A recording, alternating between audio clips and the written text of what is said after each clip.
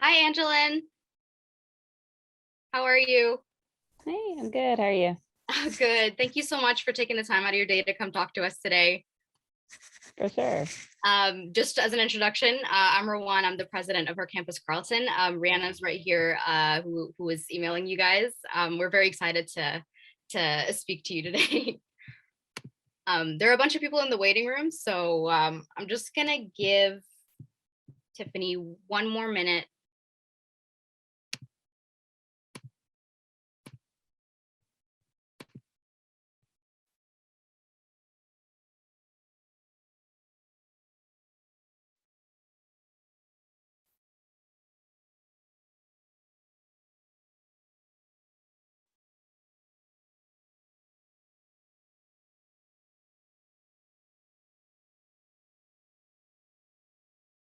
Okay, I think she might be a little late, so I'm just going to um, let everyone in, and we can maybe start with introductions, and hopefully by the time the three of you introduce yourselves, she'll be here.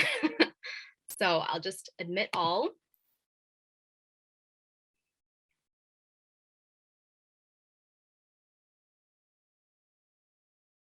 Hi, everyone. Thank you so much for joining us. We are here with Nelly, Isabelle, and Angelyn.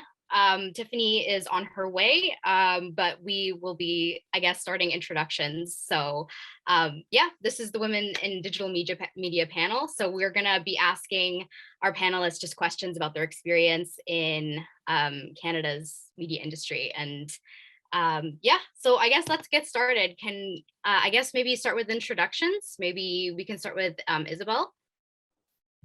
Sure. Hi, guys. I wish I could see all of your faces, but hello. I'm Isabelle Docto. I am currently a writer at Daily Hive. I'm a staff writer focusing on national and trending stories. I graduated from Ryerson in the journalism program and freelanced for a bit. With the Filipino channel as well while I was a student. I wrote for the student paper. And then after I graduated, I worked in communications for a bit at Mars Discovery District and the University Health Network.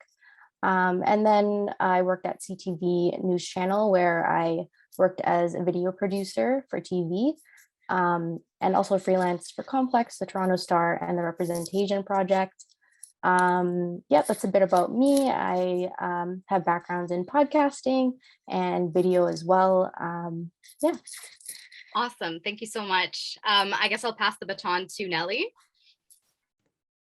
Hi, everyone. Nice to see you all, even though it's on screen. So yeah, I'm Nelly. So a bit of my background. I studied at Concordia University in journalism.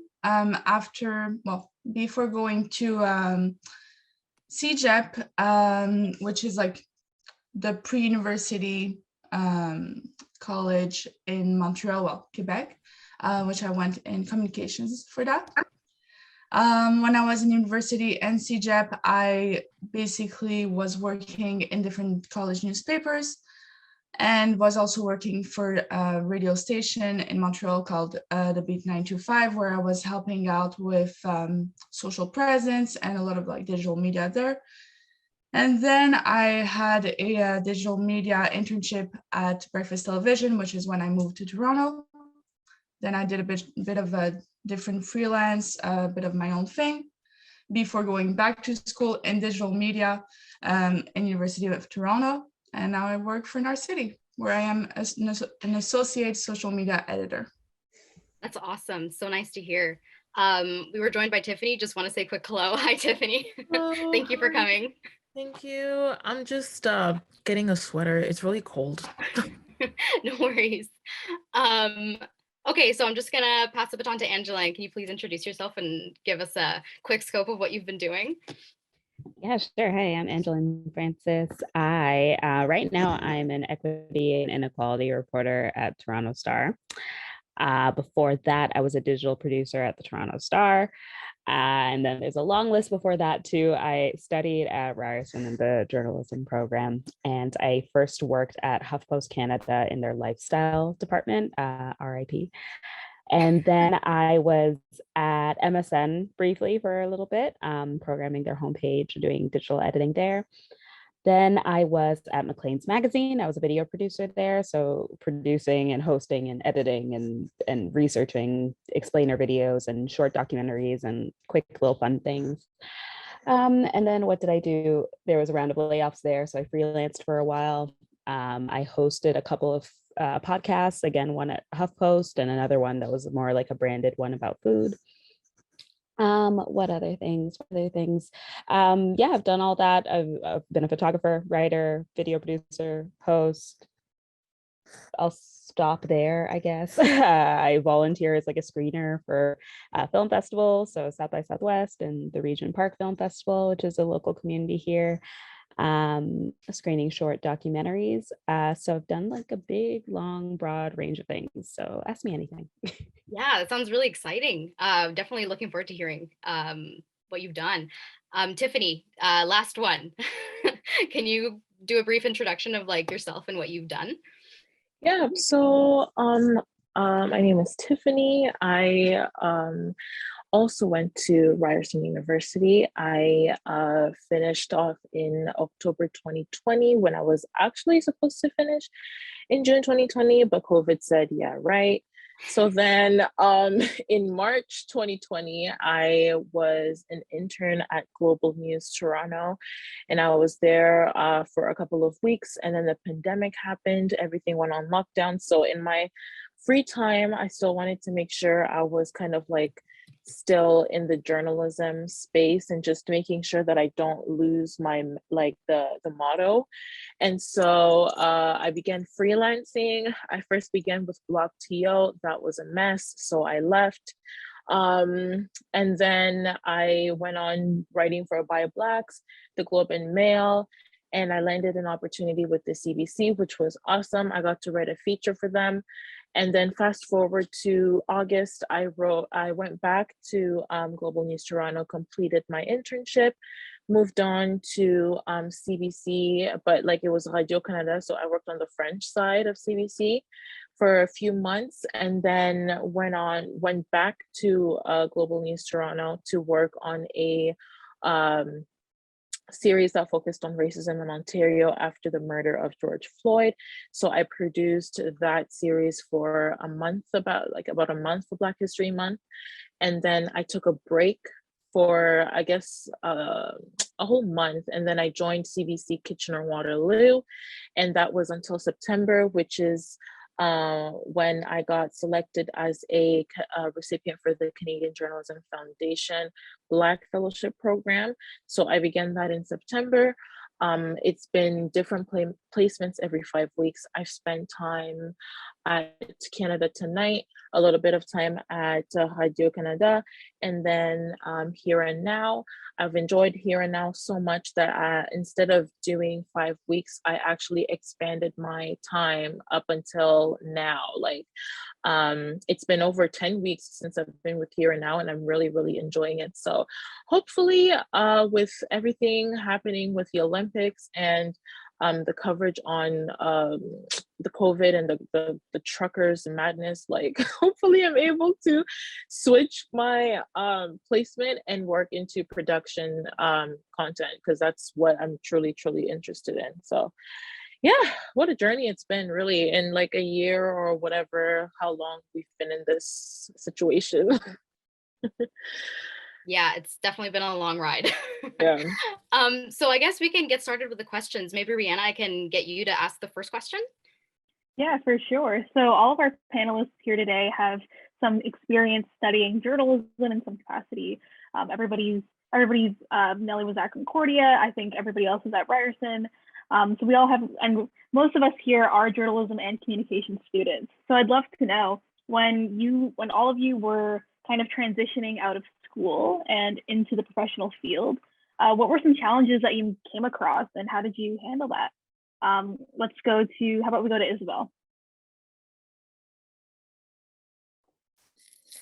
Yeah, I think for me, after graduating, I'm not from Toronto, so I had to quickly come up with the funds to pay for rent here. So that was kind of like a first logistical challenge that I had to face, finding opportunities that could pay enough for me to pay rent. And I found that it was quite hard to find positions at publications that I wanted to work at the bigger publications.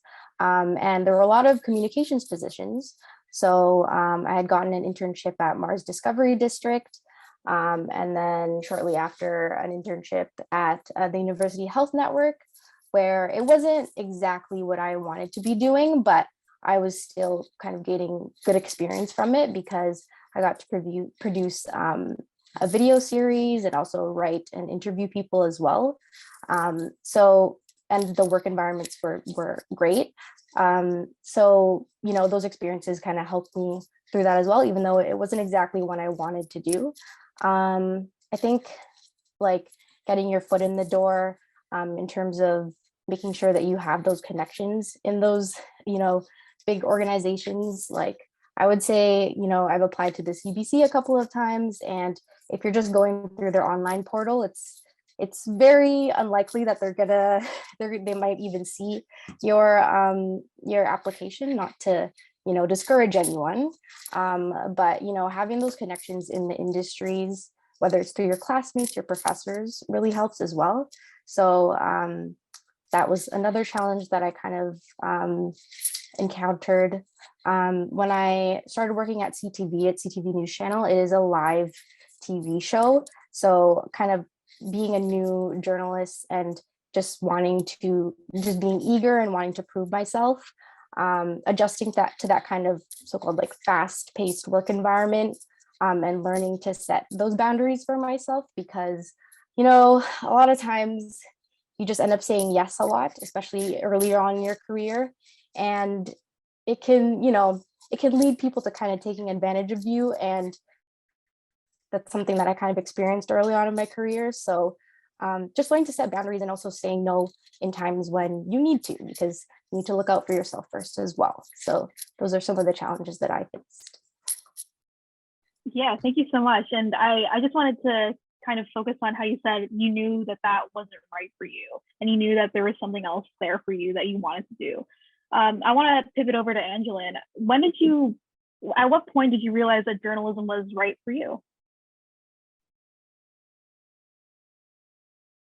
Oh, that's a funny question, actually, because I really got in maybe year 3 of the degree and wasn't sure. I think it was by year 3 I decided, yeah, I think I'll stay here. But I was going through the degree thinking I may not actually stay in the field, because I was starting to kind of develop some of my interests more in like community service projects, like working with the Racialized Students Collective that was on campus at Ryerson. And what else was on my mind at that moment? I had such a blur of university because I worked a lot of jobs throughout university to kind of pay for school. And I think I decided around like year 4. So what happened was, because I wasn't so certain about it, I wasn't super keen and pitching places, working for student publications. I really didn't do any of that. And then it was when I kind of decided, I think I'll stay here. I honestly crammed it all into my 4th year, but it worked out pretty well for me. So in 4th year, I wound up doing 2 internships. Usually you're supposed to do just the one for 6 weeks is how the program is set up. I wound up doing 2 internships because I applied for maybe 3. One of them wasn't looking for anybody at the time. It was at Hazlitt. I applied at HuffPost because I thought, okay, they seem like they do like kind of like identity writing and essays, and like I was still trying to figure out exactly where I would be happy working. I'd met somebody who was an alumni of the program. She was another Black woman, and she actually just approached me and 3 of my friends who were standing in the rental quad and just said, "Are y'all in journalism or RTA?" And then we said journalism. She said, "Seriously, when I was here, I was literally the only one." So she kind of gave us her card. She was working at Metro at the time and said like, "Oh, if you ever want to like help me out on projects." She was like kind of filming, doing YouTube and stuff. She was also early in her career then too. Was my age now. But She had worked at HuffPost prior. So you are right, Izzy, where you say like the connections there really do help, because when I applied for an internship at HuffPost, the editor gave me the interview, but then she also called up my friend and said like, oh, tell me about her. Like, is she fun to work with? Is she really keen? She's like, yeah, she's like helping me out and I'm not paying her. So that was helpful. And then I also was just, I had a really good start there, did a lot of really good stories and produced some good work. And the editors enjoyed working with me. So I wound up working full time over the Christmas break. I did it in the second half of fall is when I did the internship, which is funny because most people are very eager to do their internships when just before they graduate. So around like April or so. But the way a newsroom works is that April, the next month is going to be May. So it's not quite a busy time or a short staff time for them. So the end of fall isn't actually a bad time to be doing a school-based internship, because then Christmas comes and there's a lot of time that needs to be filled over then. So they wound up hiring me to work full-time over the Christmas break, which was, thank God, because in order to do the internship for school, I stopped working. Like, I had my summer job, it ended in October. I didn't look for another one because I had to work full-time come November for free. So they hired me over Christmas, and then I wound up working part-time over the second semester of school, and then part-time after I graduated. And then I'd also was accepted to an internship that I was going to do for my school internship at Urbanology magazine, this local Toronto-based kind of arts and culture magazine. And since they were a little bit more operating like a charity, I was able to do an internship outside of school credit with them. So I ended up working at HuffPost, doing an internship with them, doing final year classes, and I think I worked another job or two outside of that as well. So my second semester, don't talk to me about that. That was very intense. But in terms of challenges overcome, that's kind of how I started, and it really did give me a good base in the industry, because oddly enough, the editor that I worked with at Urbanology, I work with to this day at the Toronto Star now. HuffPost, I was able to do a podcast with them afterwards. I was laid off from them. That's when I left at the end of that year after kind of working part-time for a year. But the challenges that I was overcoming was, I would say, bracing yourself for layoffs, I will say, and learning not to take them personally, because to be perfectly honest, it's somebody else making those decisions. You're kind of like a line item cut at that moment. Sometimes it's just people looking at budgets and seeing what is either very expensive fat to trim or really easy fat to trim. So I was just a part-time intern, essentially, or associate editor, kind of. It's very easy to just kind of cut that away. Sometimes I was laid off from Maclean's. Our entire video department just disappeared because they were going to be sold to St. Joseph's. And that's another money thing where it looks appealing if the costs of running this ship are lean. So you cut some staff. So learning not to take those sorts of things personally, and then also learning that it is quite competitive, honestly. It is pretty hard to find a job, because when I was at Maclean's, I was able to be on the hiring committee for an intern. We only had one intern to hire, and I was reading through resumes of people who had somebody who I named Joanna Chisholm, who I worked at Star later on in life. But we wound up not going with her despite her experience, like reporting in Israel, Thailand, South Africa, like kind of like having all this really robust and amazing experience. But we wound up going with someone else in the end. And it's sad when there really is just that one slot. Yeah, it sounds like your senior year was super busy. I'm in my senior year as well, so I definitely can understand how that can be a lot. Okay, so maybe I'll pivot over to Nelly. We kind of collected a few questions from our audience. And so, and feel free, by the way, I know we're going kind of one by one, but do feel free to jump in if any of you guys have comments to make. So Nelly, I might ask you, since we were kind of talking about like gradually moving into the workforce after graduation, I guess how would you advise, and this is something that people have asked, how would you advise people to kind of put their foot in the door? I'm kind of hearing just the sense from Isabelle and Angelyn that internships are very important. So I guess what could you speak to that a bit? For sure. So I do agree. Internships very important, and getting contacts in the media world very, very important. It's interesting for me because So after my internship with Breakfast Television, which was awesome, it was a great internship. I kind of took a different route before going into really the professional world. So maybe I'm not the best person to ask that question, just because I feel like when it was like in 2018 when I finished that internship, and it was at a time when, on social media, you see a lot of people trying to build their own presence, their own thing, their own blog. And I was really inspired by that. I was like, you know what, like, I don't want to like go into a big corporation right away. I want to try to do my own thing, like build myself up and like see if I can make it, see if I can do that.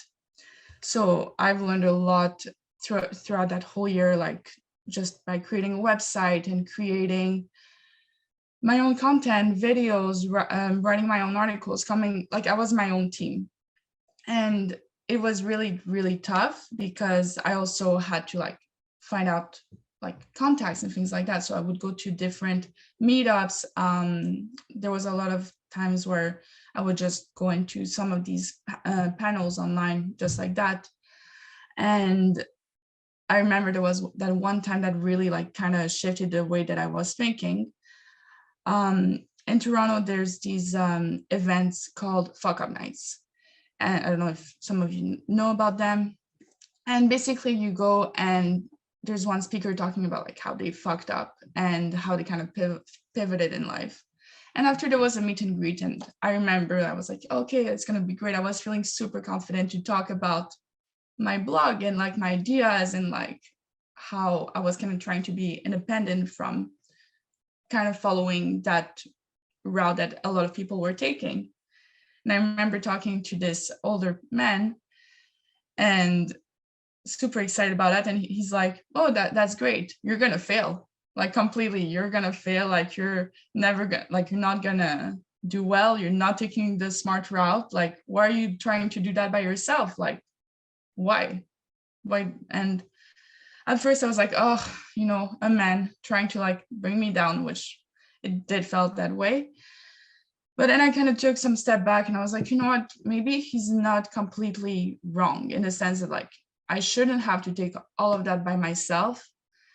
And it's okay to like go work for a corporation, learn from them, do something that is pretty similar to like my values and what I see for the work that I want to do and like feel supported creatively. And then maybe eventually go off on my own. But then the issue with that was I took a whole year without like being in contact with people from the media. So it took a long time to get back into the media because again, you got to create contacts, and it's not by just applying once or twice to CBC or CTV or things like that that you will get an application or like even like that they will see your application. So it was a tough year to like try to get back into it. And I worked for a different, just a random organization that I really enjoyed working there for. And I was doing digital media. So I was still like building up my skills, but I was not in the media. And then I eventually got back into the media with Narcity. So it took a long time, but I was happy to go through all of these ups and downs because I feel like it really showed me that even though, yes, like I kind of took that year off, I learned a lot. And it just showed that it's okay to fail, honestly. So yeah. That makes a really good point as well. Yeah, because they always say in the media, because I'm in film and TV as well, and they'd always taught us that being rejected or just being ignored is a huge thing in the industry. So I definitely understand.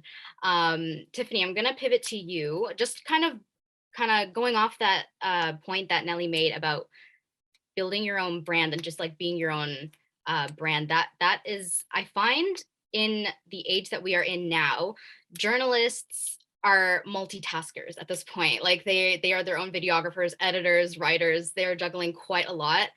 So I guess I was wondering, like, how do you go about like kind of building your own platform as a journalist online? That's something I'm still working on. I was even thinking, like, I recently did a photo shoot and I'm like, these are pictures I'm gonna use for like my profile and stuff, but I need to like get a website where I'm able to actually show the work I'm doing.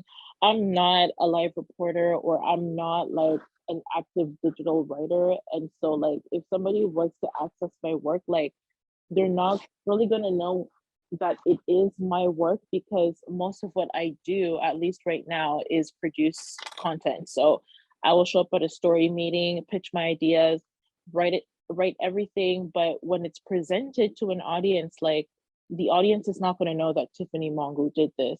So I'm still kind of learning how to do that. Of course, like when, let's say, interviews come on the Here and Now website, I will try my best to like link it to my Twitter account and say, or like make it a tweet and say like, check out, this is something that I've produced and stuff like that, and just share it.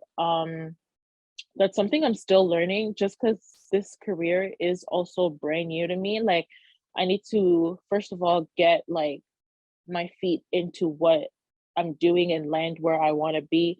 But at the same time, I do have to kind of like get on making like a digital portfolio for people to check out my stuff. And I think I'm just like, it's more active on me for Twitter, sorry. I tend to share quite a lot of my work over there, but I feel like having a website is something that that could end up attracting, especially like employers, like when they look at your resume and if they want to see more of what you do, like that could be a place for them to check that out. Instagram is also a space where I try to work on too. I don't really find myself that active on it because I don't work in daily news, but whenever I do have like content that I've produced or whatnot, like I will share it on my story. And if the CBC is showing something that I worked on, then that's when I will post it like on my story and so forth. So I'm still learning in that department, but slowly and surely I'll get there. Yeah, so there's so much to learn in this industry, and I think from what we've heard already, when it comes to working in the media, you have to wear so many hats, and there's so many things to be aware of. You have to build a brand, you have to make sure you have an accessible portfolio, you have to make sure your social media profiles are accessible to the public, and all these different things that you have to, all these different hats that you have to wear. And I don't know about you guys, but sometimes I get overwhelmed. So I just want to talk a little bit about confidence and building your confidence. And I think I'm speaking for myself, but I'm sure a lot of people might feel similarly. When you're emerging in the industry, or even now, like how do you build your confidence and how do you maintain that? Let's go to Isabelle. Yeah, like, so I'm someone who, experiences anxiety frequently.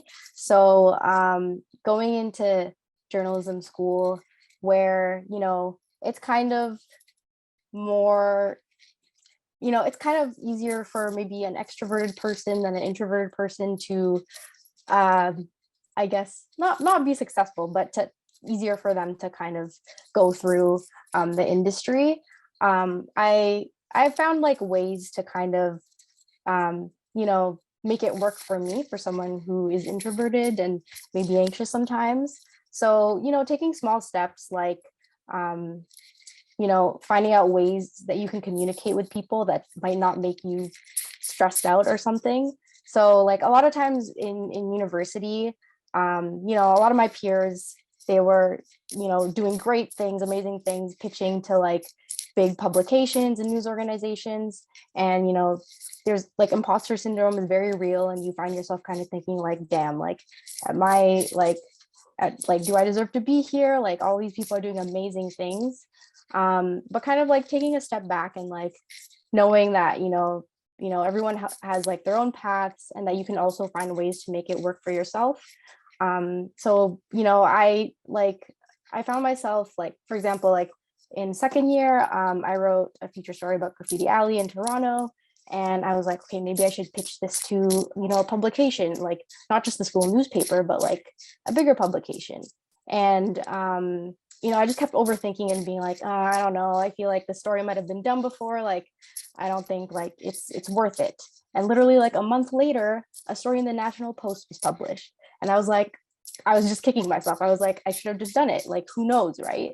Again, there's also like that, like what Nelly said, like that fear of failure kind of gets in the way sometimes. And it's like, if you pitch to someone, even just send out an email, take that step to send out the email, like you won't lose anything, whether they don't get back to you or not. Like you might gain something, which is like the good part about that. So just like taking those like small steps and ways that like making it easier for you to kind of further yourself in your career, whether it's starting with an email or starting with connecting with an editor, any way that can like help you feel more comfortable and better and help you further your career in those ways, I think helps. Yeah, thank you so much. And I think I definitely, when I'm kind of going through my own ideas, it's so easy to just shoot them down before you even delve into them. So it's definitely a skill to develop. And I want to talk a bit about pitching. If we could pivot over to Angelyn, what does pitching look like in your newsroom? And do you have any tips for how to pitch stories? Ooh, you came to the wrong girl, but I have stuff for the other two questions. So pitching looks different depending on the publication. At the Star, I could honestly tell you, I don't know how it's supposed to work to this day. Just because I started reporting when we went remote. So I get the sense, especially at a daily newspaper, what happens is editors have a meeting among themselves, basically, and kind of discuss what their teams are working on. But you kind of just send your editors in a bit of an informal note about a story that you have looked into, maybe has come across your radar, someone from the public has reached out and made it aware of something going on. So sometimes you have that one-on-one relationship with an editor where you just kind of send maybe a list of a few ideas and they tell you which ones that they're a fan of, and then it kind of gets assigned. If you work, sometimes there are daily stand-up meetings. I find them more often at like digital media sites or in broadcast. You kind of have a daily meeting that a lot more people attend. When I worked at Maclean's as a magazine, we had both a daily meeting and then a weekly meeting where writers came and had a much more formalized pitch. Like you had 3 ideas typed out, kind of really like selling it, paragraphs, a little bit of research and explanation about why this is a story. And people would go sit down in a boardroom around a table, read out their printed off sheet, hand out a printed copy to each editor who was present. And it was that was the most like structured, formalized pitch meeting that I had been in. And honestly, I'm a person who talks myself out of stories a lot to this day. I feel like pitching has always been a little bit of a struggle for me, in terms of like maintaining that confidence in your ideas. But I think it's helpful to just kind of collect inspiration by being really either well read, listening to a lot of different podcasts, paying attention to what is being talked about online, and kind of getting ahead of things that are really zeitgeisty. And then I think just like not overthinking it too much. There's a podcast I listen to a lot called Second Life it's across all these different industries, but it's called Second Life, and they interview women who have made some sort of career pivot. And it's usually people who have maybe started a company. It's run by a fashion site called Who What Wear. So it's a lot of people who have pivoted out of journalism into different careers, or maybe they worked at a media company and then started writing screenplays for films and whatnot. And I found it funny because I'm not at that stage in life of like having kids or anything like that right now, but the host is. So one of the comments that she made about how much more decisive she became as a mother when she realized she just does not have time to waste, because something has to be done. I have to be done at 4 o'clock. So she became more confident in her ideas like that. I think it's just a cycle of talking to yourself. So I think if you take that outside of yourself and talk to a friend, talk to a colleague, talk to an editor, and just kind of bounce the idea back and forth, I find that to be really useful. yeah, and that, I guess that's what I'll say about pitching. When we were talking a little bit about social presence, I found that to be an interesting one, because I think something that people should do is sort of just what kind of reporter it is you want to be, what's ideal. Like if you are going to be covering, if you want to be covering politics, if you want to be covering more hard news and working in traditional media settings, that may dictate a little bit about how you maintain your presence online. Keeping on top of stories, breaking news, offering informative threads, linking to things, maybe creating a little bit more of a less of a personal presence online. But at the same time, I don't think it's a career killer if you offer any sort of opinion, if you offer any sort of analysis, if you have your own voice online. I personally kind of decided that it stresses me out staying ahead of breaking news on Twitter. So I don't use it that way. I was there since 2010 for the jokes, and I'm still there for the jokes. But it's just a matter of maintaining a professional style guide within yourself, I suppose. Like you kind of know what ground you want is cool to venture into and what you may save for a group chat with friends instead. I think developing that for yourself, and it factors into like what kind of a reporter or what kind of a journalist you think you will wind up being. And sometimes it is a total advantage if what you're after is doing something that's more like lifestyle, more more culture, more music, or more more in those realms that are less like formal, mainstream, and old school. It leaves a little bit more room to have some personality. Yeah, thank you. You gave so many great examples, and I love that little story, that anecdote. It's awesome. So I just wanted to, you touched a little bit about inspiration and like what inspires your ideas. I want to pivot over to Tiffany and Nelly. So when you guys are building your content and when you're thinking about, you know, what comes next for my audience, or how do I make this engaging, or, you know, how do I make sure my idea is not only inspirational like to my audience perhaps, but also, you know, it still maintains a sense of yourself and your own sense of self. So let's go to Tiffany. What inspires you when you're building your content? Oh, that's a really tough question because I low-key don't really think about that. I don't know. Like, I think it's just like I just want to make sure that what I give out to an audience kind of reflects like stories that I want to see.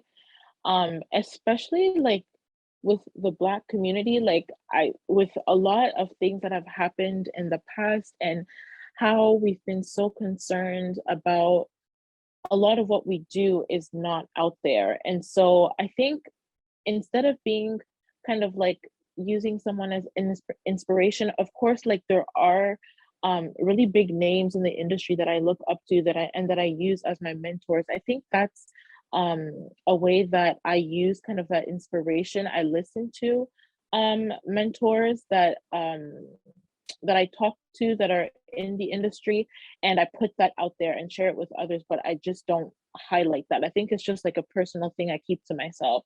So whenever I talk to them, or whenever like we have discussions, or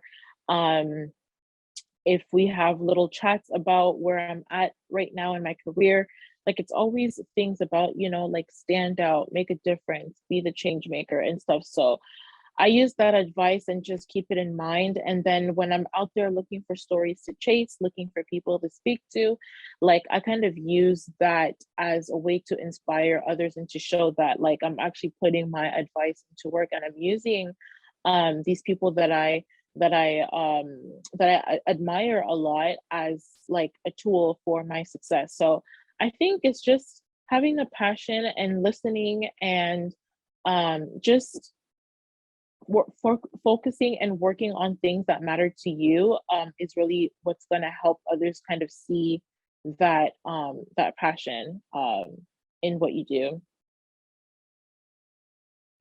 Yeah, absolutely. And like listening to various perspectives and just taking that time to develop that passion. That's one of the best forms of inspiration. Nelly, do you have any tips for developing that inspiration and having it influence the ideas and the content that you produce? Yeah, for sure. So the content that I do produce is like more video based. It's a lot of it's a lot of like videos based on the articles that we put out of Narcity. And so at Narcity Media, we have different publications. There's Narcity Canada, MTL Blog, and Narcity Quebec. And Narcity Quebec is, well, it's for Quebec, and it's mostly in French, which is the one that I'm the person responsible for growing the pages there and for creating content. And I feel like, yeah, just think of what the audience would want to see. And you are the audience, because at least for Narcity, like, you know, a lot of our audience is millennials, Gen Z, so people that I can personally relate to. So I'm thinking like, I want to put something that I will find entertaining and that I would want, I could relate to. So that's kind of the idea that I come up with when I create content, and also trying to bring our website alive.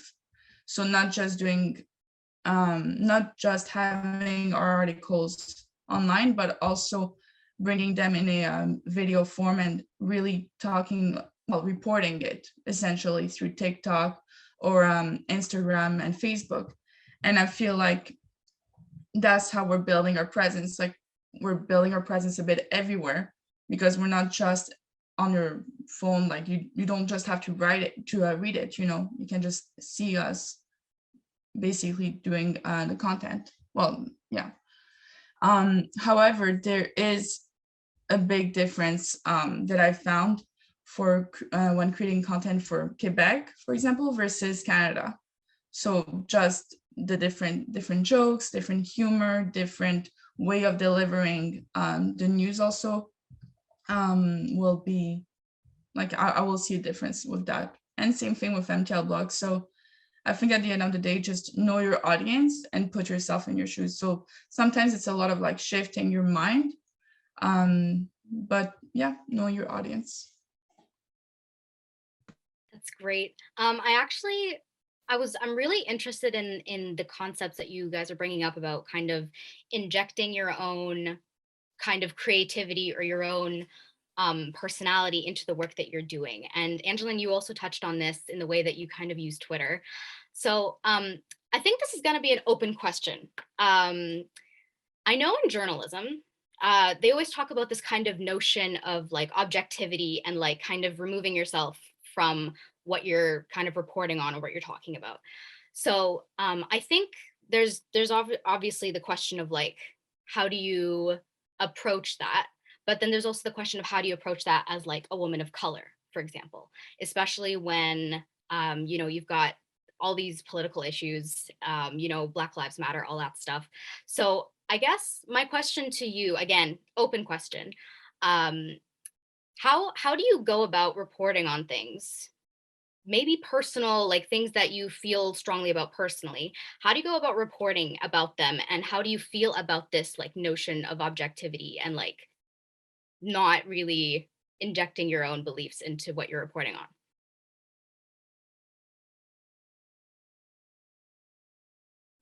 I think I'll go first. I'm sorry, Angelyn, if you wanted to say something. I was gonna say, like, I just go in and do the work. Like, I don't care. Like, if you're gonna think it's like me just showing my opinion or whatever, like, I don't care. Like, if I'm gonna do that, then I'm gonna have to support what I'm saying, which is going through research and see if there's like another article that talks about it, or if there's like facts that I can add up to back up my opinion.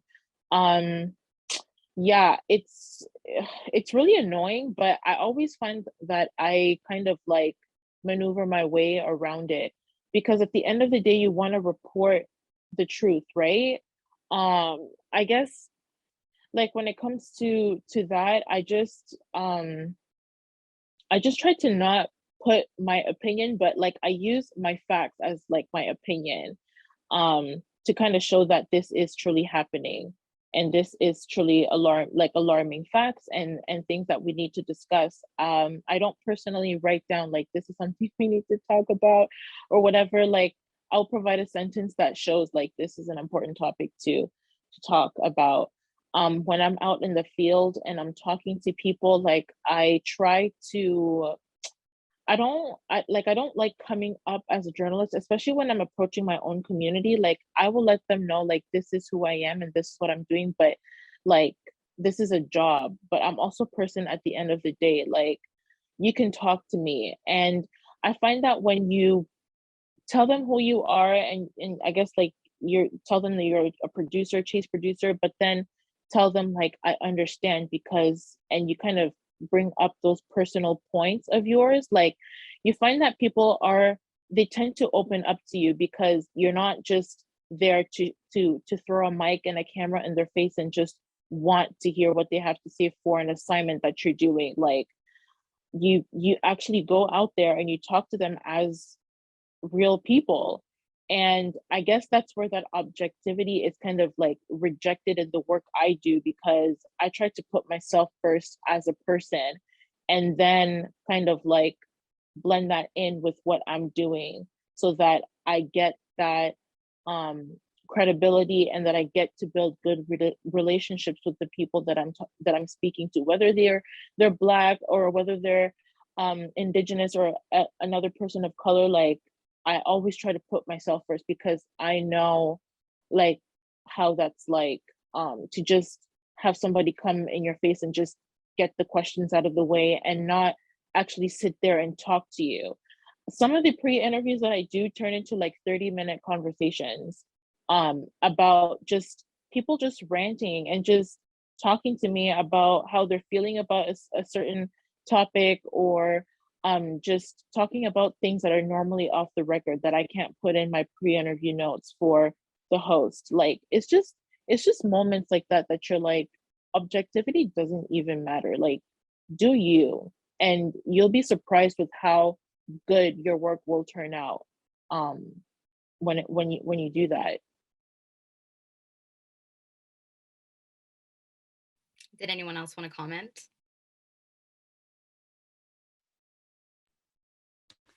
Yeah, this is something that's on my mind pretty often because I just think that there's different words that you could use. There's unbiased, there's objectivity, and then there's fairness. But I think there's a lot of focus placed on the first two, which are honestly humanly impossible, and not enough placed on fairness, which is just something that a skill that you use and something you prioritize as a journalist, and something that makes us different than people who don't do fair reporting.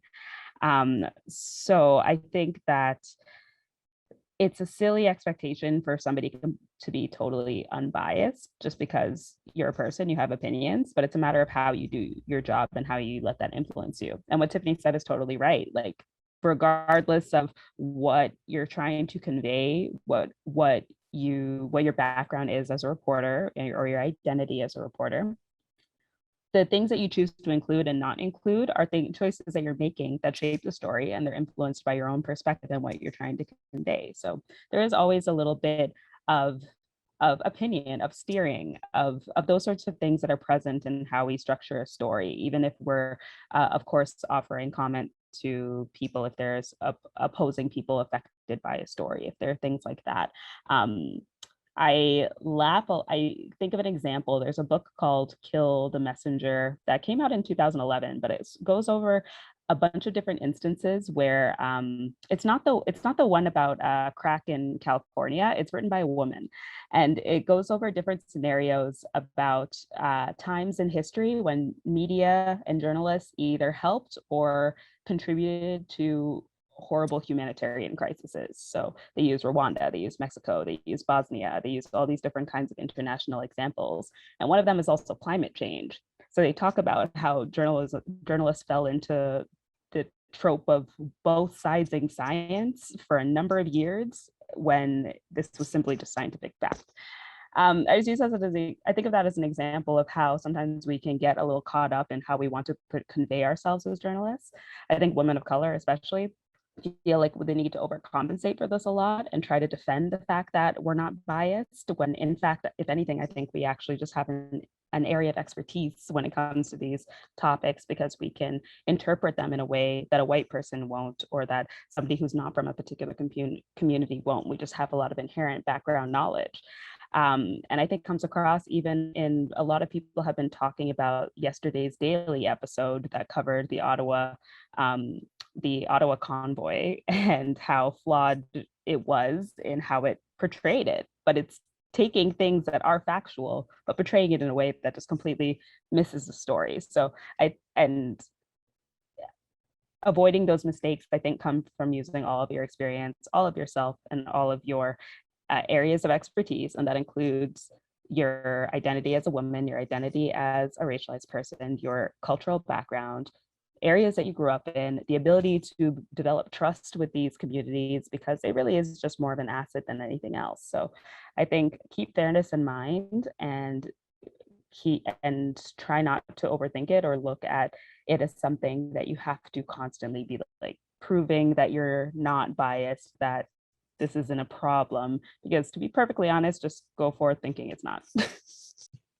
I definitely, I see what you mean for sure. I remember we had a speaker who was Middle Eastern come to one of our classes about 2 weeks ago, and she talked about how she was covering, I believe it was police brutality in the States. And so when she took it to her editor just said, no, you're too close to this. I don't think this is reported on fairly or accurately. And so she left her room with the editor, and then her colleague, an older white man, asked her, what's the matter? Why do you look like that? And she told him the story idea. And so he took the idea back to the editor, and she doesn't know what happened in that office, but he came out and the story ran like it was greenlit.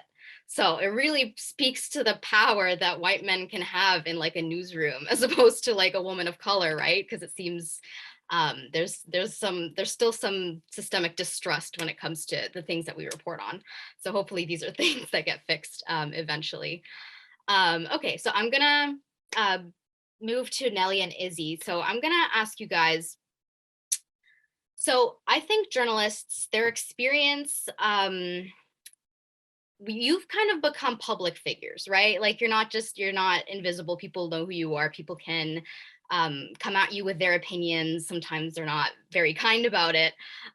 So there's this kind of, it seems like there's a bit of a lot of exposure online for you guys. So I was kind of wondering, how do you take care of your mental health when it comes to a job that is very heavily online and exposed to a lot of people, and a job that can come home with you? How do you kind of deal with that?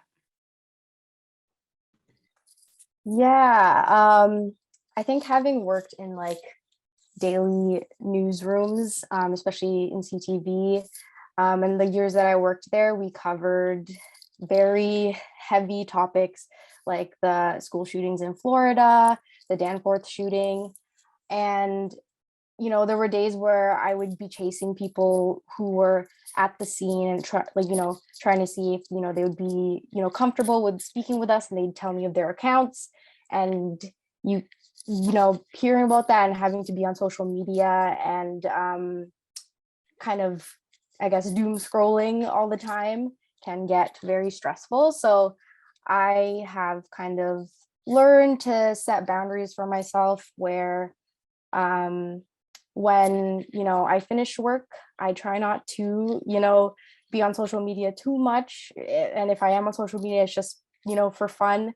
I try to, take some time off and just not be like so connected and so online all the time. That's just something that I've learned through my experience. In terms of, maybe being a public figure, I don't see myself as a public figure, but having your name in bylines, you can get some very hurtful messages.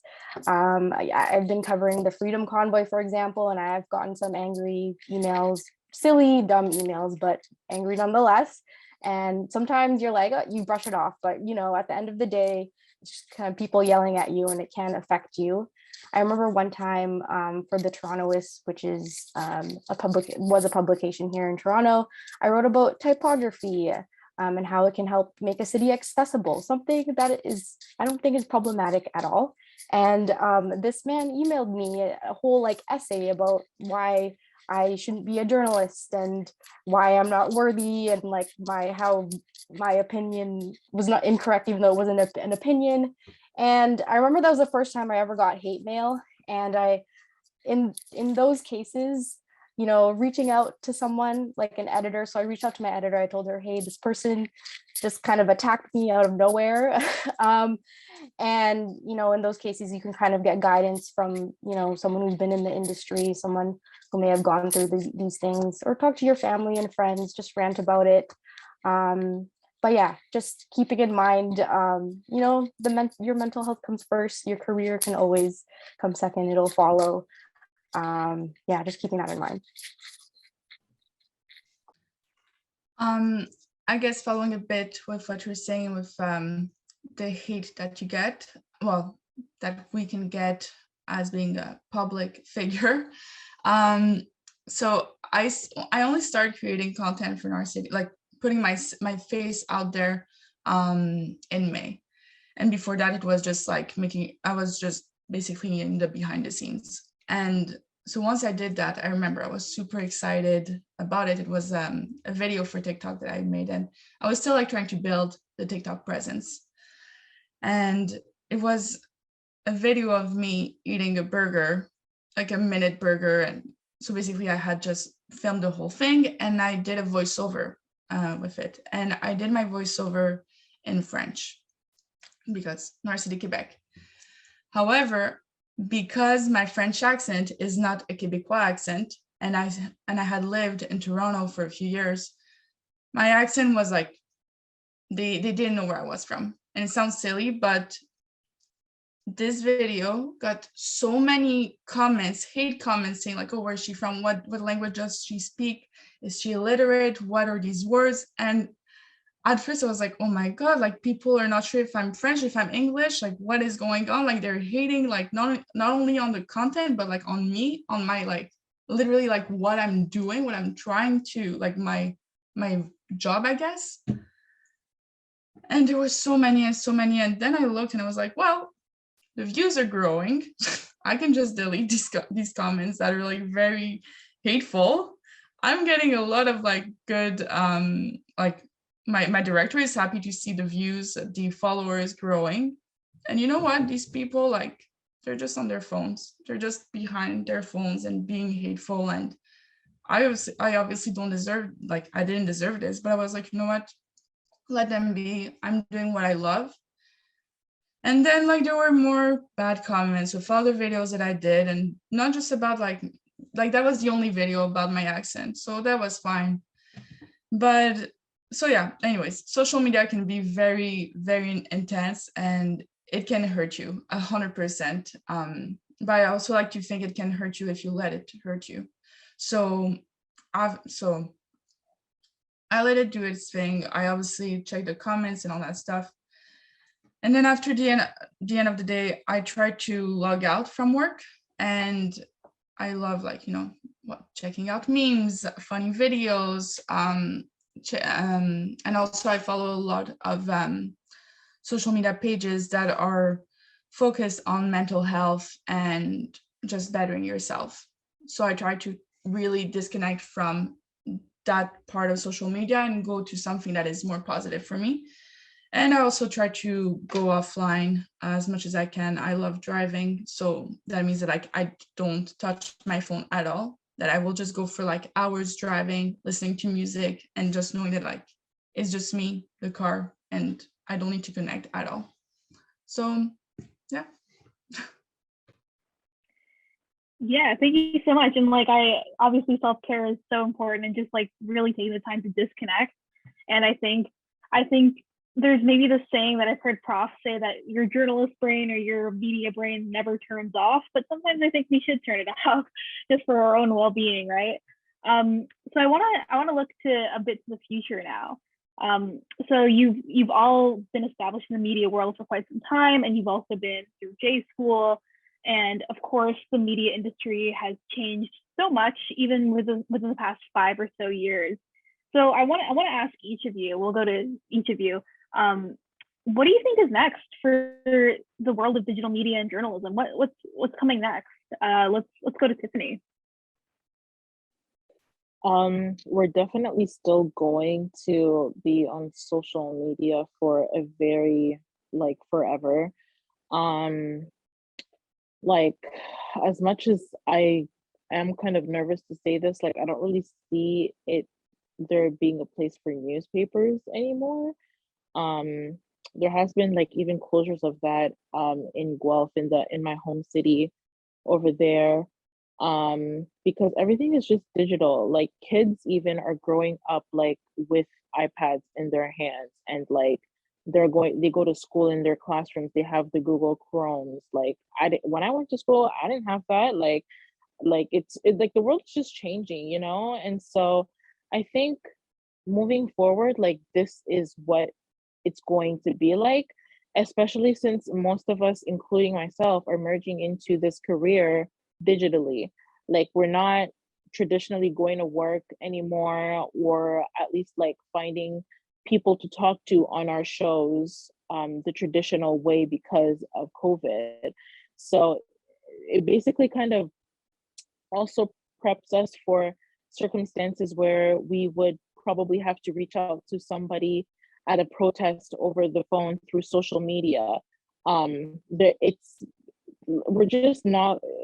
For me, it shows that the future is not going to have limits. Like we're able to do anything and everything, and there's just a lot that you can do in journalism behind behind your computer screen, and I find that that's the only way we're gonna go. Of course, like it's different when you're talking about like producing television shows in a control room or whatnot, but if we're really looking at it in the context of like digital writing, radio, even like putting packages together for, I don't know, like a TV segment, like you're all able to do that in your home. So technology is really going to be the big factor of how things are going to look like in the future. Yeah, thank you. And I think especially the pandemic has shown us like how much journalism has to be done from home. Angelyn, what do you think is next for the journalism digital media world? Okay, I have a lot of thoughts from a lot of angles, and it's been like running on my mind all at once these days. So I think I'll talk mainly about journalism at large, and then just the nature of being an employee in this industry.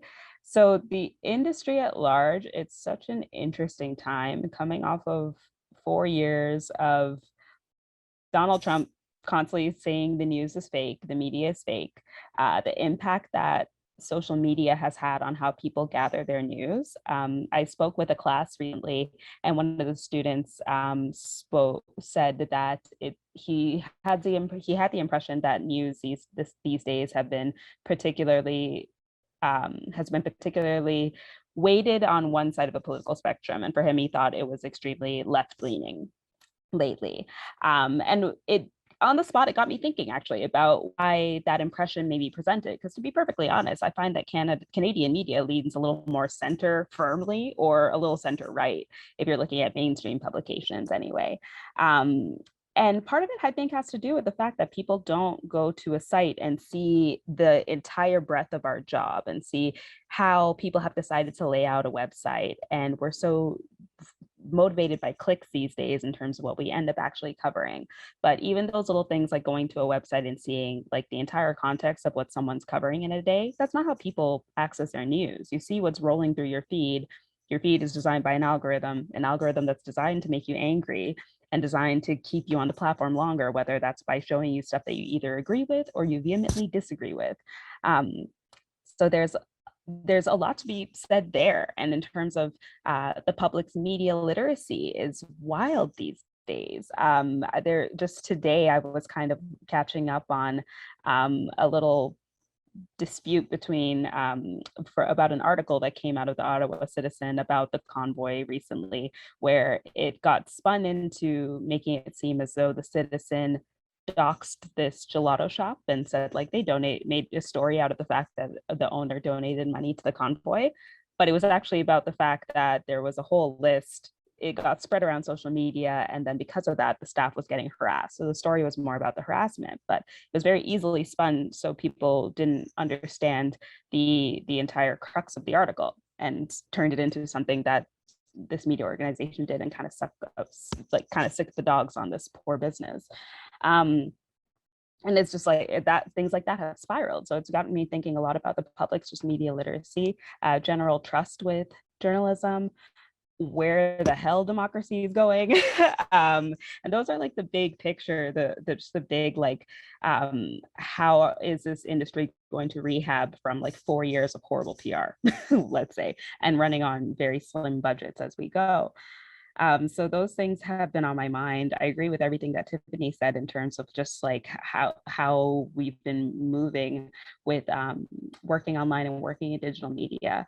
In terms of working in this field, it's honestly quite depressing to see how undervalued digital media is, and figuring out how to monetize it and actually make it a career where you can support yourself these days, because our starting salaries are the same as they were in the 80s and 90s, and inflation did not change.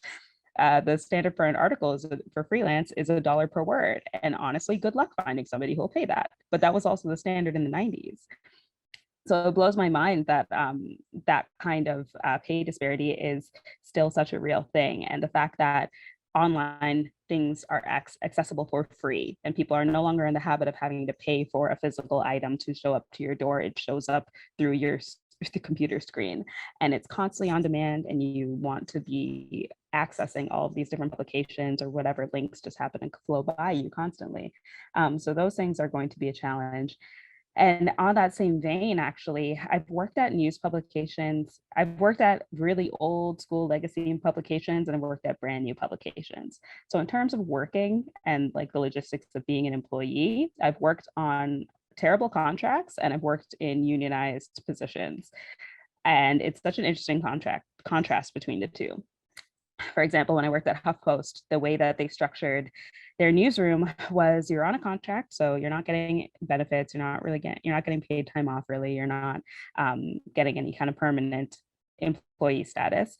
But they can only do that for so long because of how Canadian law works. So they end up using a third-party contracting system, contracting company. So you're now an employee of this third party company and not HuffPost, just because they kind of ran out the clock on that. So there's a lot of organizations, particularly digital organizations, that create these kinds of precarious work situations. So what I do see in the future, and I see it happening already, is a lot of these organizations unionizing, and these kinds of employees right now starting those movements on their own. So Gimlet Media, a podcasting company in the States, was doing that. BuzzFeed had been in a ridiculous limbo with that for ages. I think Vice, maybe like 3 years ago is when they unionized. No, not three, maybe not three. My friend was there still. I think like 2017 about is when they were able to unionize, because before that, salaries were $30,000 a year. And in cities like Toronto and a lot of places, honestly, minimum you need to live on is 55, and that is very difficult still, to be perfectly honest, to be living independently, much less supporting a family. So I've worked at places where there is that kind of precarious work. I've worked at places like Maclean's and Toronto Star, where all that work was done, but a lot of the staff is quite old, and a lot of the people who are involved in the unions are quite old. And there's always this kind of like mixed relationship, I guess, with the way union work ends up working, because at an older publication like that, you wind up with a lot of people who have been there for ages and decades and never leave. But at the same time, it offers some more security, better pay, and benefits, period. Like, to see Vice go from like paying people $30,000 a year to paying people $55,000 a year was a big jump, to be perfectly honest.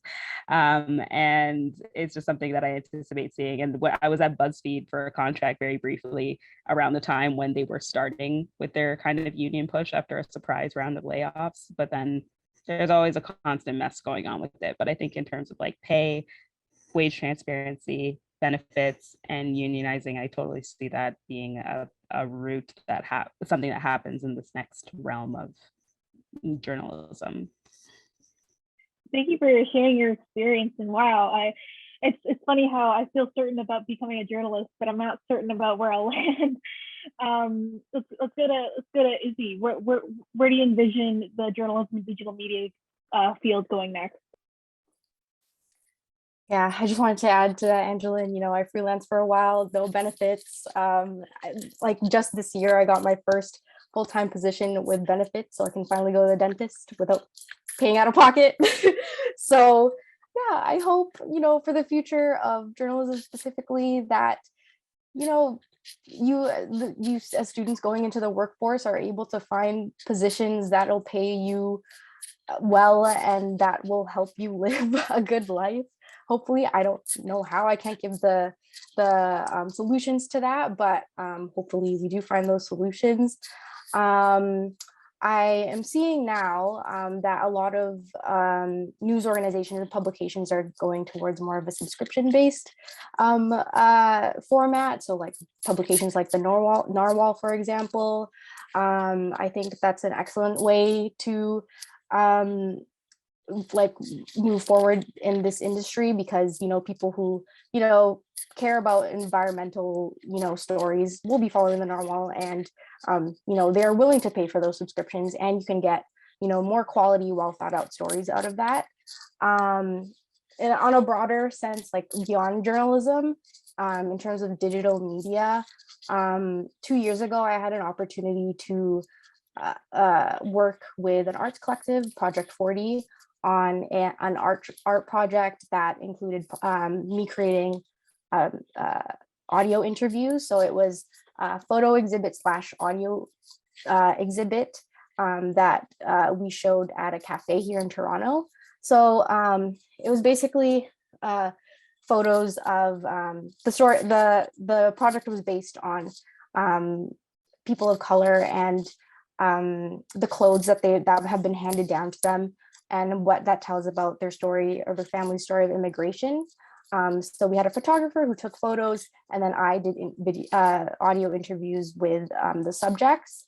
And then we had the photos up in this cafe, and we had little kind of people who go to a link to listen to the interviews. So in terms of digital media and how we display storytelling, I specifically want to see a more interactive and more creative way of storytelling. So really thinking outside of the box and beyond just written work, and maybe making videos on social media, even though that is really where it's going right now, and it's still great, but making it so that it can really engage people in the community. I think that's an experience that I had that really maybe changed the way I see storytelling and how you can tell a story. And I think you also see that beyond journalism at places like museums. I know like the Museum of Modern Art in San Francisco has a podcast. So thinking beyond journalism and thinking about those opportunities in other industries and areas that you can get, I think you can also see in the future as well. Yeah, thank you. That's so exciting. I'm really interested in seeing all the different mediums that come up. And Nelly, where do you think, or perhaps even hope, where the digital media world goes next?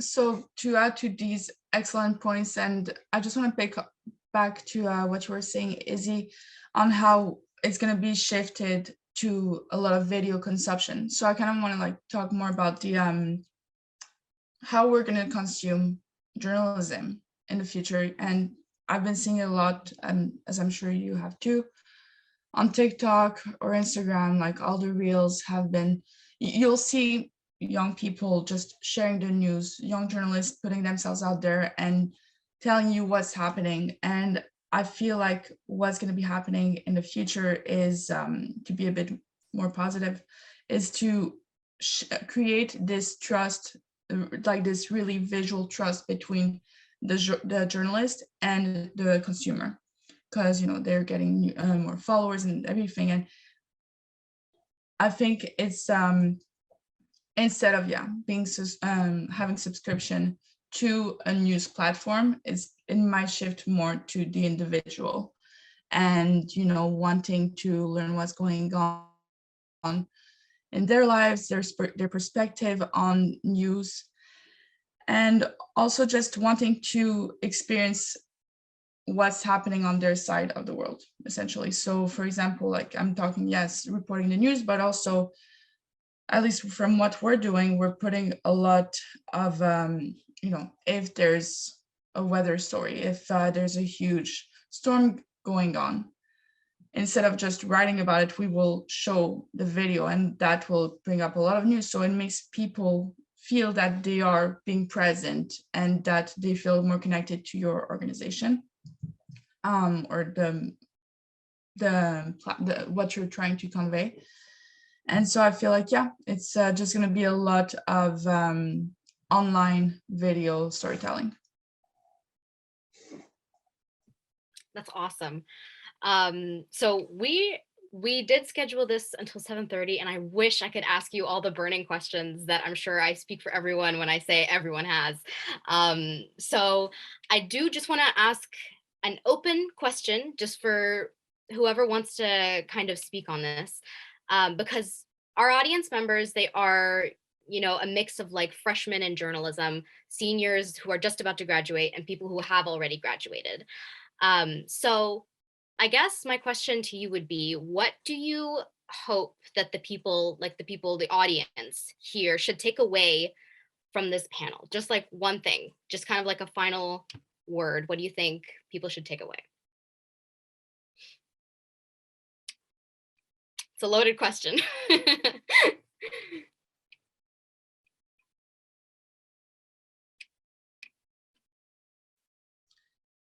If I can start, I would say trust yourself and your work.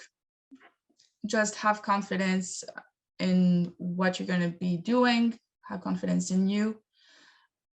It's as long as you put love and effort into your work, I feel like it's going to pay off. Even if it doesn't pay off like right away, just keep on putting the effort, and it's okay to fail, because you're going to learn from that. Anyone else have words of wisdom before we move to audience questions? Oh, well, what is the first thing coming to my mind? I for one went to journalism school with a lot of people telling me all of the downfalls of the career and the industry at large. So I think I had it in my mind that I still want to do this. I still like storytelling. I still love writing. I still want to pursue this career for as long as I want to. And it's a really good, I think, jumping off point still, and a big base, a great base of skills that you'll develop here for whatever else you decide to do in your lives. Like none of these things are permanent. And yeah, I think just make the most of it while you can. Awesome. Thank you guys so much. I'm gonna open it up because we are crunched for time. I'm gonna open it up to the audience. I believe Chrissy and Jenna had two questions to ask. Yes, there we go, Chrissy. She's asking, do you have one motivational or supportive word that you would tell to your younger self? Anyone want to jump in on this one?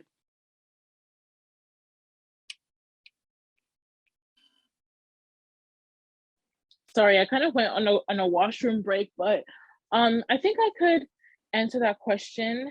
And actually, like, it won't be anything negative, but it's something positive, which is like manifestation is real. So whenever you like want to do something, and you just know in your heart that you want to do it, just like manifest it, because you don't know where that could lead you. I know I wanted to become a journalist ever since I was 8 years old, and growing up in a city like Toronto, driving like through downtown and seeing like city news there and Ryerson's campus there, like I always told like my mom, like I'm gonna make it to Ryerson at such a young age, because I knew that was that was a school for journalism. And then I ended up actually being a student there.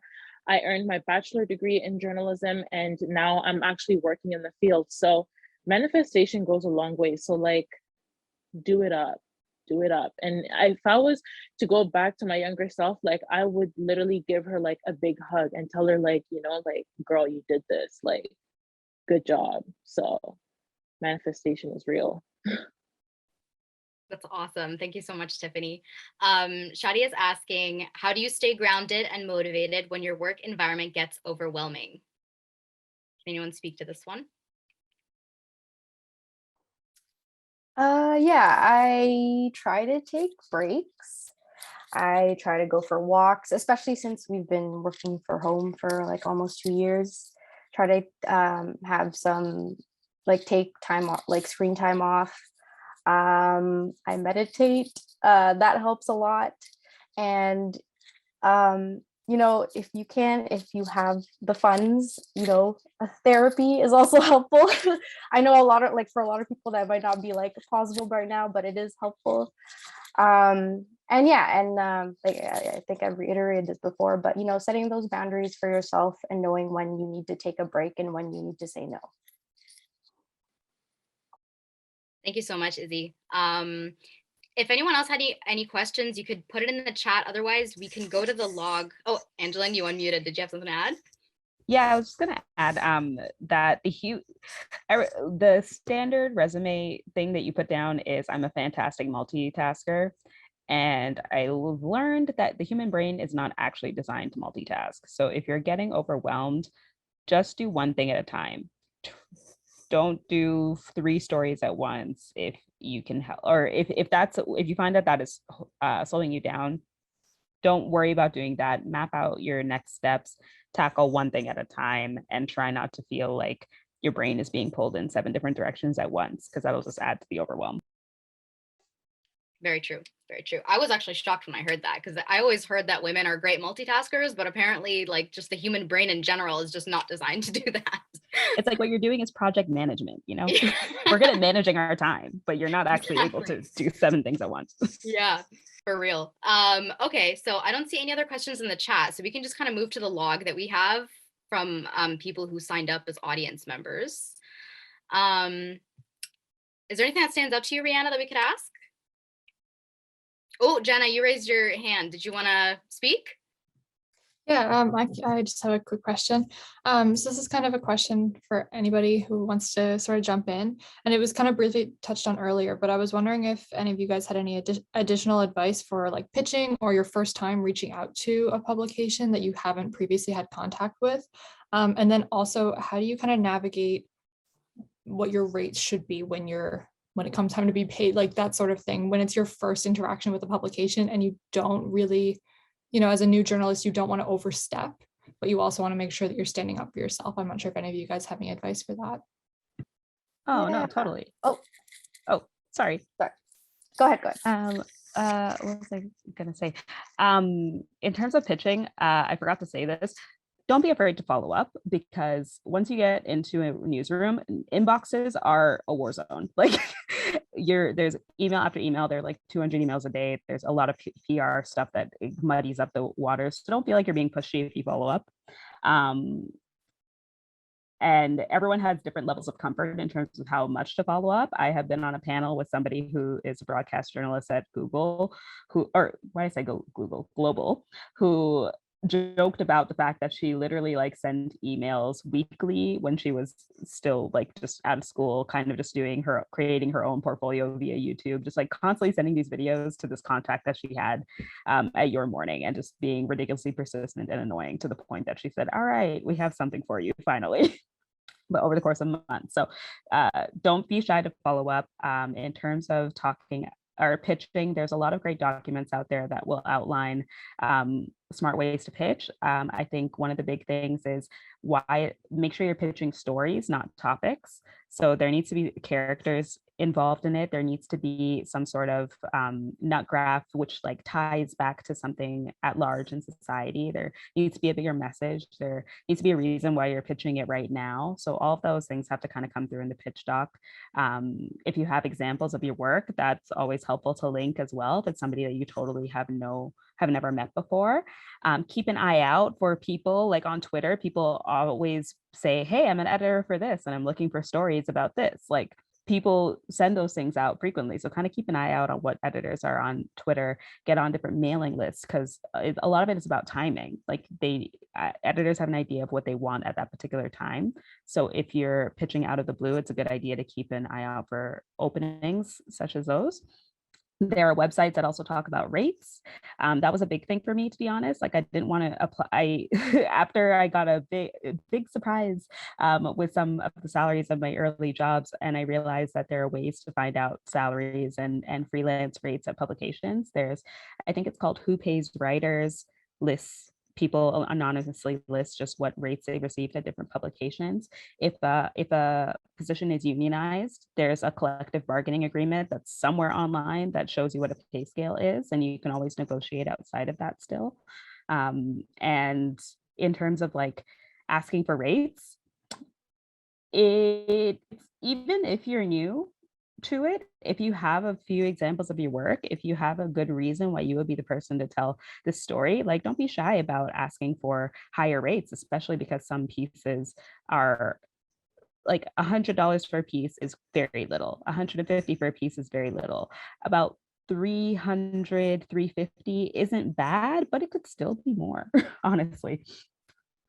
For things that are like maybe like a 750 word piece, like if a piece required more reporting than you expected, don't be shy to keep that conversation going even after you've been assigned, and bring that to the attention of the editor. Like, hey, I kind of anticipated that I would speak to this number of people.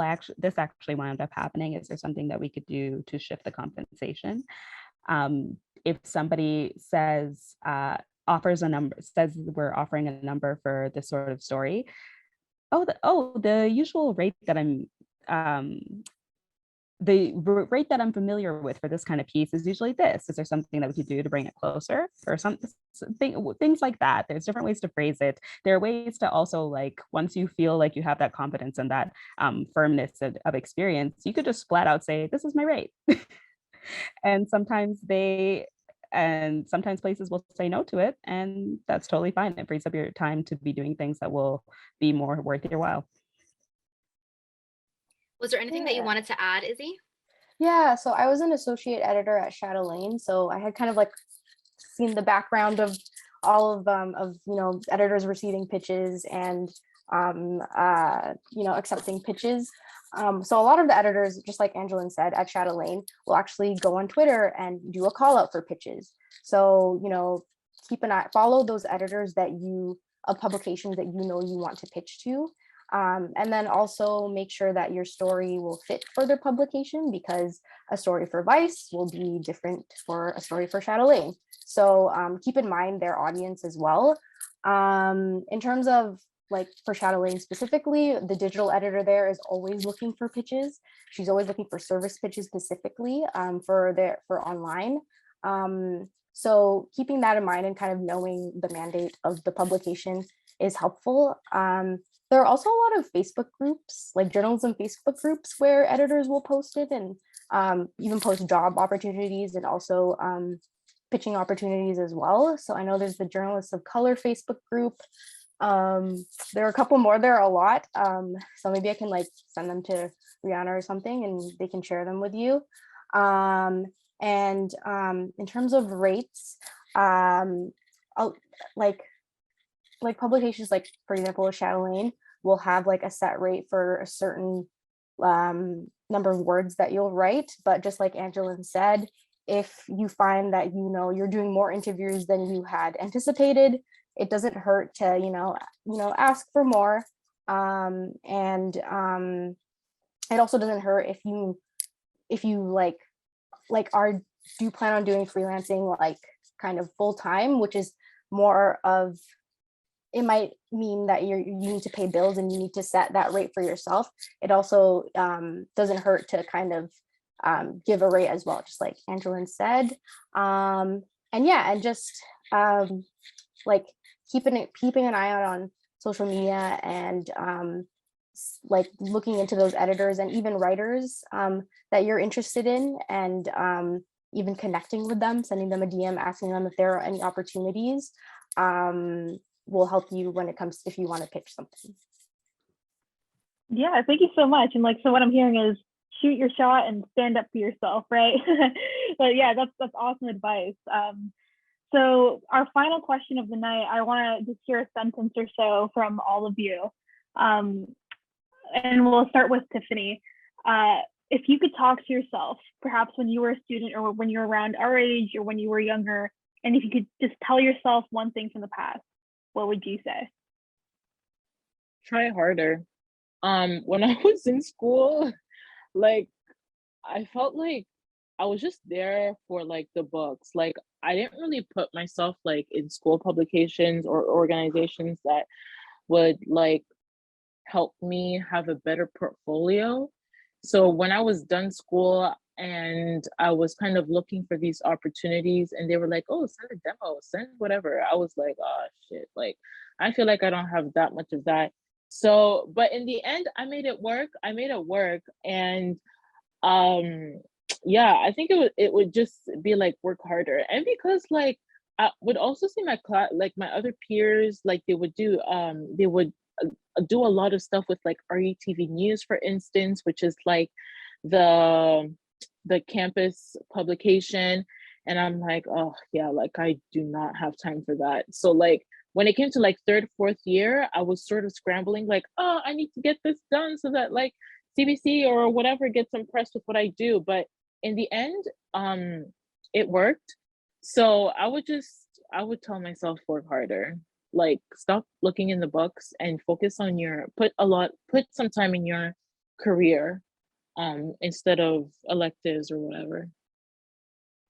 Absolutely, that's phenomenal advice that can be applied at any time, right? So let's go to Nelly. What would you tell your past self? I would tell myself, trust your skills.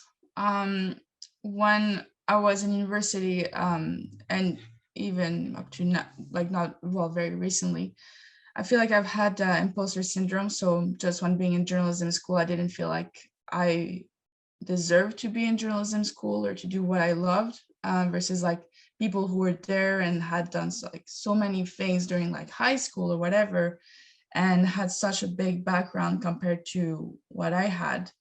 So I felt like I had to prove myself a lot, but also it was weird because I would try to do that, but at the same time I would push myself down and tell myself like, oh no, I don't really like deserve to be there. Like for example, when I was news editor, I was still like not feeling like I deserved to have that position. I was like, oh, they probably just picked me because they had no one else. Or when I worked for the radio station, I was like, oh, like I have some ideas, but like maybe I shouldn't like talk about it because like I'm not as good as like that person who is like has a few steps ahead of me.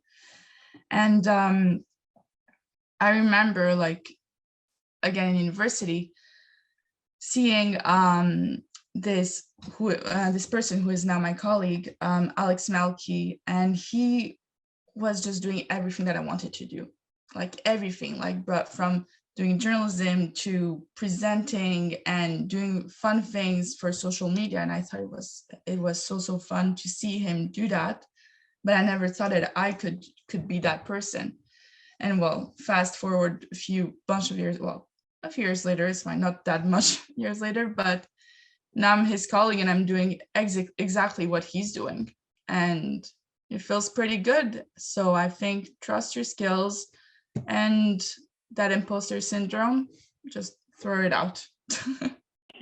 That's also advice. Just trust yourself, and yeah, you never know where you can end up. You can end up exactly where you want to be. Let's go to Angelyn and then Izzy. What would you tell your past self? There's a mix because there are things that I tell myself just personally, but it may also help. So I would tell myself, you need to develop more discipline. I need to tell myself that to this day, and a little more structure. I would tell myself, there's actually an article that Kathleen Newman Bermang wrote for Refinery 29 for Black History Month about Black women embracing mediocrity. So I think that kind of honestly goes with imposter syndrome and with this idea of like striving and really kind of having to be best of the best and really stand out in this career, because as much as you need to do that, I think there's room for breath, for breaks, for regular life, and for just pacing yourself, especially 2-3 years into a pandemic. I'd say celebrate your wins, because that is something that when you're constantly expected to turn over stories, have ideas, and move on to the next thing. It wasn't until like award season, trying to look back at my work for the past year to think of things that could you could send on to send on for awards, that I realized, oh, okay, I was proud of that. That was a cool story. This was great. I haven't just been kind of like floundering like it feels like sometimes. And as just an extra tip that I think I forgot to mention, is that right now you have this idea and a lot of intimidation probably at having to kind of woo people in the field who have been there for years, have been there for decades, who are maybe like 5 years ahead of you even, and you feel like maybe a little bit further ahead. But also, to Nelly's point, like you'll be in those positions soon. And so will your peers. Like there will come a time where a lot of people that you went to school with, a lot of people who are your age, are branching out into all these different opportunities, and a lot of job opportunities will come from that. Like lateral networking really is a thing. Like when I got to McLean's, part of the reason was because somebody who I didn't even talk to in J school posted that they were looking for video producers, and it didn't matter that I had never really talked to this girl before in my life. I DM'd her and said, hey, I'm thinking of applying, is this what they were looking for? And then I am shy, so I didn't want to ask for the recommendation, but ask for the recommendation. She offered, and that really kind of helped get that ball rolling and get me into video, which is something that I wanted to do but didn't have a lot of experience in. So your network is also lateral. Your peers are also really big legs up, and you'll help each other throughout your days in the field. And just don't be shy to ask for the help if you need it. That's awesome to hear. And that's such a good story as well. Thank you. And Izzy, what would you tell your past self? Yeah, similar to what Nelly and Angelyn have said, just to not overthink it, just to freaking go for it. And yeah, not talk down on myself, to celebrate those wins, and to also I think collaborate more with like my friends, because I feel like I did a podcast with my friends that talked about Asian representation, and I think that was the funnest like I had in university. So and it also, besides being kind of like a passion project on the side, it also happened to end up being something that I could put in my portfolio. So, like kind of being open to new opportunities, open to trying new things, and collaborating with your friends and having fun as well, is something I'd probably, remind my younger self, and also you all as well. That's awesome. Thank you guys so much. I'm sure I speak for everyone when I say we've all taken so much from everything that you've said, and I really appreciate, we're 6 minutes over time, but we really appreciate you guys taking time out of your night to talk to us. And yeah, thank you so much for coming, to our panelists and to everyone who's come from the audience. We all really appreciate it. So just as a final note, because I think I asked like 1 or 2 people, this is recorded. Is everyone okay with this being on YouTube? Just in case, for the people who didn't miss it, is there any objection to that? Okay, I think we're good. So again, thank you so much. You guys have imparted so much wisdom, and we all really appreciate it. So yeah, I guess I can say good night. Thank you guys so much. Thank you so much. Thank you. You're welcome. Thanks for having us. Have a great one, guys. Bye. Have a good night.